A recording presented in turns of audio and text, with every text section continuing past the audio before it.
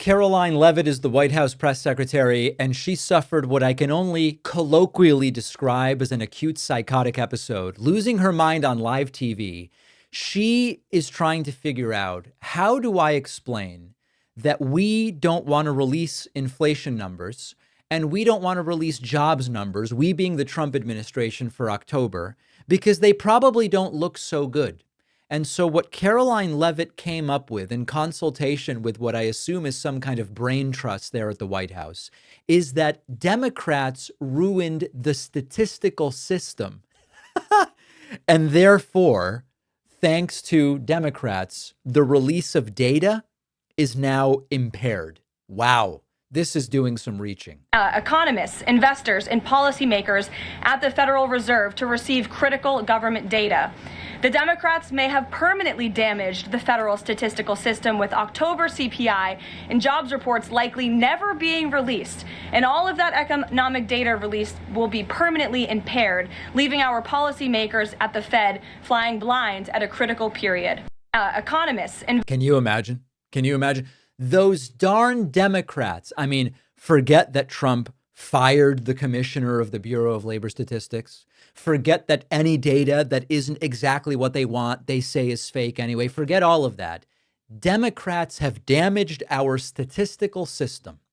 Now, then it got really interesting, which is that Karoline was asked, if you want to be transparent, you say this is the most transparent administration ever in the history of the universe. Just release the Epstein files. That's transparency. She goes, oh, we've done more on Epstein transparency than anybody. Of transparency, why not just go ahead, release the full files on Epstein, get this all over with? This administration has done more with respect to transparency when it comes to Jeffrey Epstein than any administration ever. In fact, this administration, the Department of Justice, has turned over tens of thousands of documents to the American people. We are cooperating and showing support for the House Oversight Committee. That's part of the reason you are seeing these documents that were released today, because of the House Oversight Committee's and Republicans' efforts to get these out to the public. What she doesn't mention is that a few Republicans got involved at the last minute because they saw they couldn't stop the runaway train. And they haven't released the files. They could have released the files. That would really be the most transparent thing that they could do. Now, then the topic of this strong arm meeting with Lauren Boebert came up. Why, if there is nothing to hide, would you try to convince Lauren Boebert to vote against the release of files? Again, an answer that is not about transparency. Trump. But given your interest in transparency, Karoline, why are White House officials then meeting with Representative Boebert in an effort to try and get her to not sign this petition? Right. You want to be transparent, but you're convincing someone to vote not to release the files. That's weird. Calling for the release of the files. Doesn't it show transparency that members of the Trump administration are willing to brief members of Congress whenever they please? Doesn't that show our level of transparency? It's just a briefing. Doesn't that show the level of transparency when we are willing to sit down with members of Congress and address their concerns? That's a defining factor of transparency. Having discussions with members of Congress about various issues, and I'm not going to detail conversations that took place in the Situation Room, in the press briefing room. Although I find Karoline Leavitt morally deplorable and ethically despicable, there are issues on which I'm like, all right, she's doing her job well. She's come up with a good deflection or distraction. This is not convincing anybody. This is a total and complete disaster with regard to even theoretically justifying the behavior. We're being really transparent by meeting with members of Congress. We're just briefing them, even though all the reporting is the idea was to strong-arm Boebert into voting to cover up the files.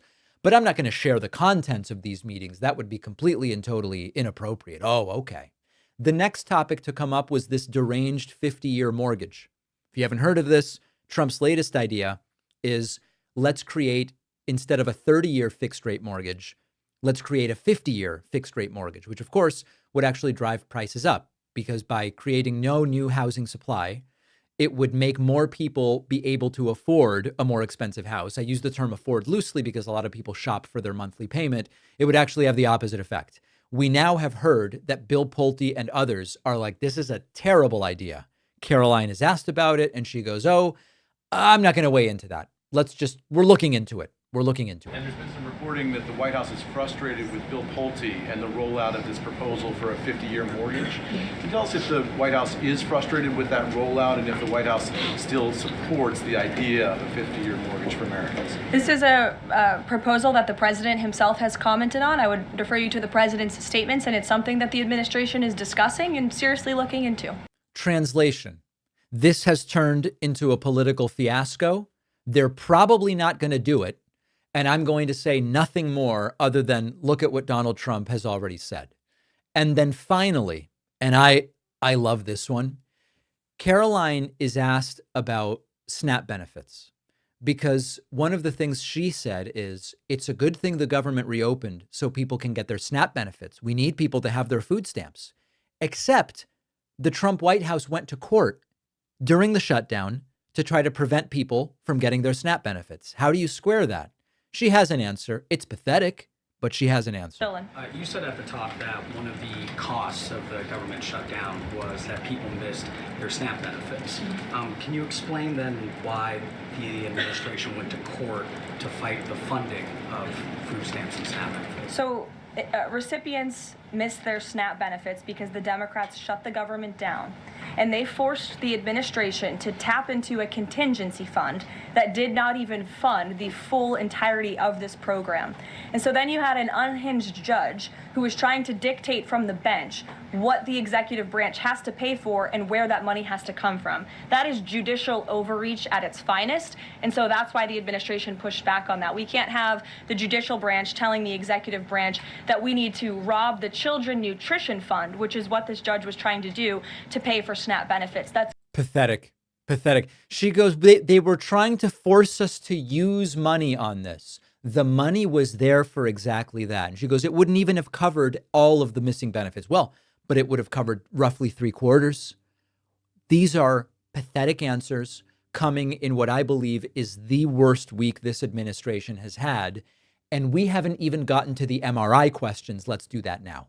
Appreciate you watching. Stick around for this next video, and don't forget to hit subscribe so you actually see our uploads. You can also catch the full podcast on Spotify and Apple Podcasts.